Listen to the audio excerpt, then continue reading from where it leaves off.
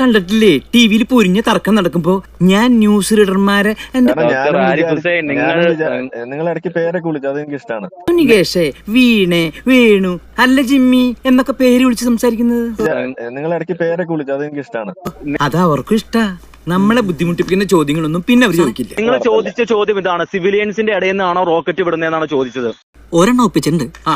അങ്ങനെയാണെങ്കിൽ second world വാറിന്റെ സമയത്ത് German സേന പരാജയപ്പെടുന്ന ടൈമില് സിവിലിയൻസിന്റെ ഇടയിൽ കയറിയിട്ടാണ് ഇവര് ബോംബ് റോക്കറ്റും മതിയായ ബോംബിംഗ് ഒക്കെ നടത്തിയത്. ചെയ്താലും തെറ്റെന്ന് തന്നെയാ നമ്മള് പറയുന്നത്. അല്ല, ആളുകളൊക്കെ പറഞ്ഞു തുടങ്ങി. പറയട്ടെടാ, ചെയ്താലും അത് തെറ്റ് തന്നെയാണ് സുഹൃത്തെ. അത് നിങ്ങൾ സമ്മതിക്കേ. അങ്ങനെ സിവിലിയൻസിന്റെ ഇടയിൽ നിന്ന് ബോംബ് വിട്ട് ആരായാലും തിരിച്ചു വീഴുന്ന സമയത്ത് അവിടെ ബോംബ് വിട്ട് അവര് ഒന്നാമത് സ്വന്തം റോക്കറ്റ് തന്നെ മൂട്ടിൽ കൊണ്ട് ചാവുന്നു. അതിലും ചില ടെക്നിക്കുകളൊക്കെ ഉണ്ട്. അതെന്നെ ടെക്നിക്ക്. അപ്പൊ എന്ത് ചെയ്യും? അത് അവര് പാവങ്ങളാണ്, അവർക്ക് അതൊക്കെയല്ലേ പറ്റുള്ളൂ, അവരെ അതൊക്കെയല്ലേ ഉള്ളൂ. ഇപ്പൊ എന്താ പറ്റിയതെന്ന് വെച്ചാൽ ഈ ഒക്ടോബർ 7 കുറിച്ച് താങ്കളുടെ അഭിപ്രായം എന്താ? കുമ്പടി വന്നു.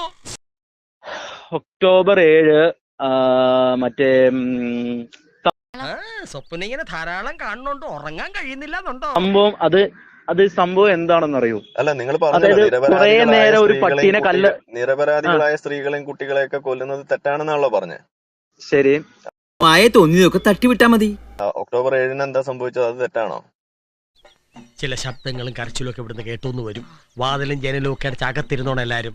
അതിനകത്ത് 1200 സ്ത്രീകൾ കൊല്ലപ്പെട്ടു എന്നാണ് ഇവര് പറയുന്നത്. സ്ത്രീകളും കുട്ടികളും അടക്കം 1200 പേര് കൊല്ലപ്പെട്ടു എന്നാണ് ഇസ്രായേൽ പറയുന്നത്. പട്ടരെ കൊണ്ട് വേറെ ഉത്തരവൊന്നും ഇല്ലല്ലോ ഇസ്രായേൽ പറയുന്നത്. ഇസ്രായേൽ പറയുന്നത് വിശ്വസിക്കുന്നില്ല. ഞാൻ ഒട്ടും വിശ്വസിക്കുന്നില്ല. ദുർവാശി, ദുശാഠ്യം, ദുരാഗ്രഹം. ഓക്കെ, എന്നാ ഹമാസ് പറയുന്ന കണക്ക് വിശ്വസിക്കാൻ നമുക്ക് സൗകര്യമില്ല. ഹമാസ് ഒരു തീവ്രവാദ സംഘടനയാണ്. ഓക്കെ, ഇനി അടുത്തതെന്താ?